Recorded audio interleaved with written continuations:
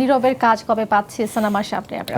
আমার মনে হয় যে এবার কোরবানিতে যে প্ল্যানিংটা ছিল সেই প্ল্যানিংটাকে আমরা একটু পিছিয়ে, কারণ মানে বহির্বিশ্বের যে সিচুয়েশন, এই যে যুদ্ধ টুদ্ধ সবকিছু মিলে আমার কাছে মনে হচ্ছে যে এই ঈদটা মানে ছবি রিলিজ না দেওয়াটা ভালো হয়েছে। বাট ছবিটা কোরবানি ঈদে রিলিজ করব, অনেক বিশ্বাস পরিচালিত একটি ছবি, যে ছবিটার নাম ছিল শিরোনাম। আচ্ছা, ওই ছবিটার নাম চেঞ্জ করে আমরা করছি, সেটা হচ্ছে ইব্রাহিম 2.0।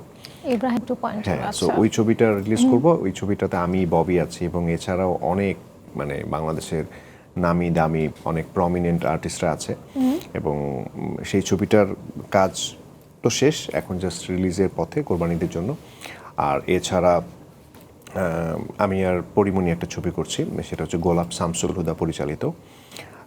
তারপরে দেশের বাইরে নেক্সট মান্থে একটা প্রজেক্ট আছে, বাট সেটা নিয়ে এখনও যেহেতু অ্যানাউন্স করিনি, এটা এখন বলতে চাচ্ছি না। বাট সেই প্রজেক্টটা অনেক সুন্দর এবং এখন তো যেটা হচ্ছে গল্পের মানে ছবিটা গল্পের ছবি হতে হবে।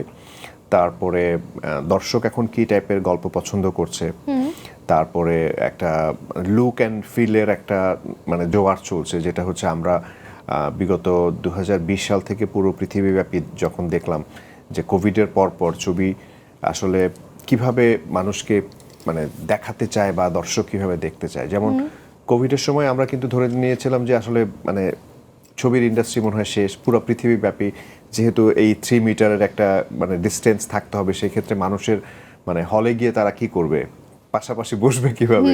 সো সেই জায়গা থেকে মনে হয় সিনেমা শেষ। এর পরবর্তীতে কিন্তু আমাদের পার্শ্ববর্তী দেশের একটা ছবি, যেটা হচ্ছে পুষ্পা রিলিজ হয়েছিল 2021 ডিসেম্বরে। সো সেই ছবিটা কিন্তু প্রায় 1500 কোটি টাকা প্রফিট করেছিল। তো পুরো পৃথিবীর কিন্তু মানে সিস্টেমটাই চেঞ্জ করে দিয়েছে এবং সেটা লুক এবং ডিফারেন্ট ফিলটা দিয়ে।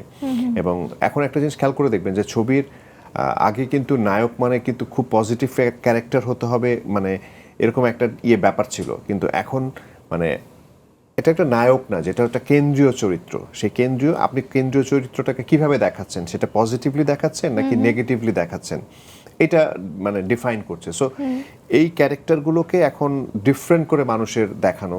ইভেন আমরা যদি অ্যানিমেলের কথা বলি, আমরা যদি অন্যান্য যে ছবিগুলো, যে আমি বাংলাদেশে যদি শাকিব ভাইয়ের ছবির কথা বলি, যেমন প্রিয়তমা, যে ছবিটা শাকিব ভাইয়ের মানে সুপার ডুপার ব্লকবাস্টার হয়েছে। সো এগুলো কিন্তু লুক, গল্প এবং প্রেজেন্টেশন, দর্শককে নতুনভাবে দেখানো।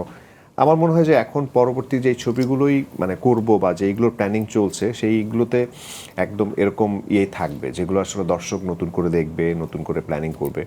আর সেইগুলোর কারণে আসলে আমি খুবই ইনভলভ হয়ে থাকতে চাই, যেমন একদম ছবির স্টার্টিং থেকে শুরু করে একদম ছবি রিলিজ হওয়া পর্যন্ত। এবং এটা আসলে সত্যি কথা বলতে আমি এখন না, কিন্তু আমি 2017 সালে যখন আমার একটা ছবি রিলিজ হয়েছিল, আমি তমা মির্জা ছবি করেছিলাম, নাম হচ্ছে গেম রিটার্নস। আচ্ছা, সো গেম রিটার্নসের সময় আমার ডিরেক্টর এবং আমার প্রডিউসারের মধ্যে অনেক গ্যাপ, কেউ কারোর সাথে কথা বলে না। এবং কাকরাইলে আমি মানে লাস্ট 4-5 দিন ধরে বসা, মানে বুকিং এজেন্ট এসে বলছে, নীরব ভাই আপনি কি এই ছবির প্রডিউসার নাকি? মানে এখন প্রডিউসার নাই, ডিরেক্টর নাই, তাহলে এখানে আপনি কেন?